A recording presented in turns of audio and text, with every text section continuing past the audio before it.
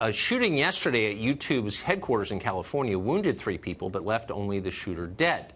The killer was an Iranian refugee named Nassim Aghdam.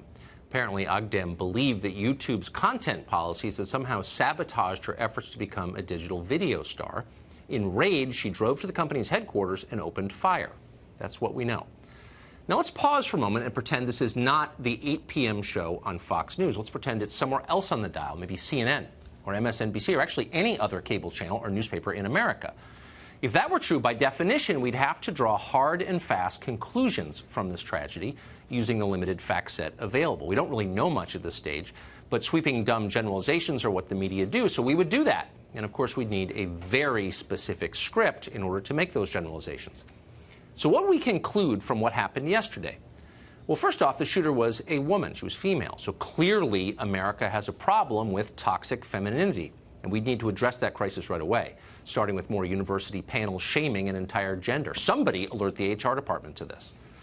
And then there's the gun. We'd focus relentlessly on the gun because nothing is more pivotal in a shooting than the weapon that was used. It's always the gun's fault, always. The shooter in this case used a Smith & Wesson 9mm handgun. Those guns need to be banned tomorrow, along with all other assault pistols. And if you disagree with that, you're evil. Next, the shooter was a vegan and a supporter of PETA. Therefore, PETA is now a terrorist organization. Anyone who supports PETA, even those supporters who disapprove of mass shootings, is a monster and has blood on his hands. Let's hope that CNN hosts a town hall meeting where YouTube employees can scream at PETA spokesmen. They deserve to be screamed at. They caused the shooting.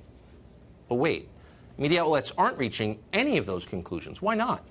Well, because there's no obvious way to use this shooting to advance the objectives of the Democratic Party. So the media will stop talking about it soon. That's how corrupt they are. They're also incredibly stupid, especially on the subject of firearms. The people yelling at you about guns on television aren't sure what end the bullet comes out of. They're kids, they're children, with all the ignorance and moral certainty of 5th graders. We could show you a million examples of that because they're everywhere. But here's the most amusing one we've seen recently. It happened yesterday.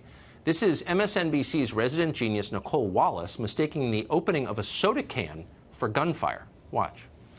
Steve Schmidt, I always go back to the horror of 9/11 and the complete reliance. You know, we are in our tribes, we're in our corners most of our lives. I think we just heard some gunshots. Should we listen to that for a second? Control room? Is that not gunshots?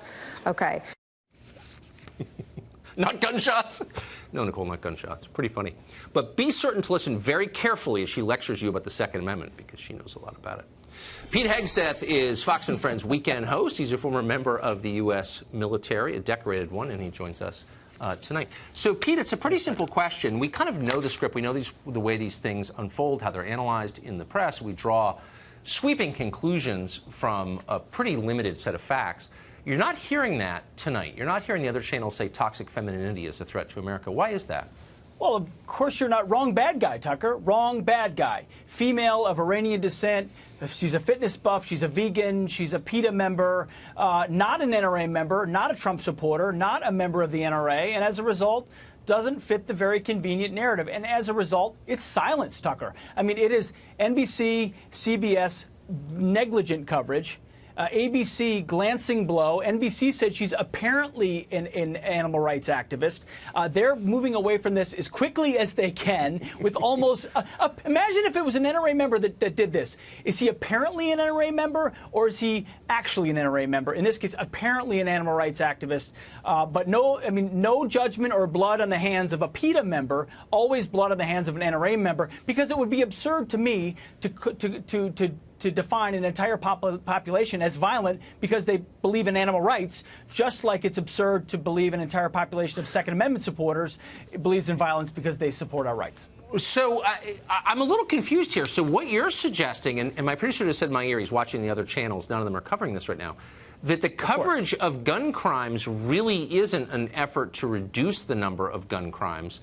it's an effort to make a series of partisan points? Is that what you're saying? It's an effort to impugn the Second Amendment and those who support it, Tucker. I mean, ultimately, it all depends on the labels that apply. You know this, identity politics are one-sided. If you, a white Christian male who voted for Donald Trump and believe in the Second Amendment, who owns an AR-15, then you must have a proclivity to violence. But you are a female of any other shade who owns a handgun and supports animals, and you commit violence. Nothing to see here. Turn the channel. Good Morning America, as they did this morning, will not even cover this shooting, and won't draw a larger narrative as a result. Again, apparently an animal rights activist. This is what the modern media has turned into: cheerleading for a cause, which is taking away our guns, which is exactly what we know they want to do, as opposed to reporting the news and then moving on if it's not relevant. It doesn't sound like journalism. It does seem to me that it crosses a line when it moves from attacking the president personally. They don't like Trump. I get it. He doesn't like them, by the way. Sure. But from that, which you could sort of understand, you probably shouldn't do it, but I get it, to moving over to advocating for specific policies that affect 320 million Americans as if there's only one side of the debate. It moves from childish annoyance to full-on propaganda.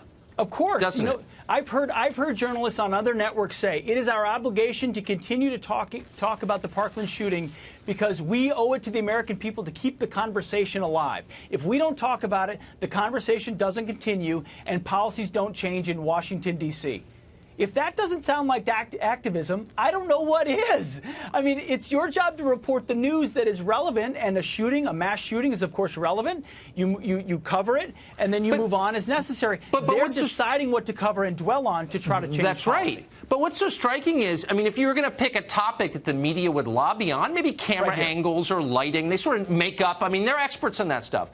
But is there any group in America that knows less about firearms? Nicole Wallace mistook a soda opening for gunshots. I opened my my Diet Mountain Dew, which I happen to like, and no one around here jumped and thought it was an AR-15, let alone a 9mm. I mean, I need Diet Mountain Dew because I'm up at 6 in the morning like you used to be. It keeps us awake, but I've never mistaken, nor anyone I know would mistake that as gunfire. They know nothing, Tucker. How many members of this media are members of the NRA? How many of them have ever fired an AR-15, let alone an M4, which I carried, let alone a 249 squad automatic weapon? They don't know a squad automatic weapon from a BB gun. Yet they're going to tell me what I can or cannot carry. Of course it's political activism to help their Democratic buddies. They're in the tank.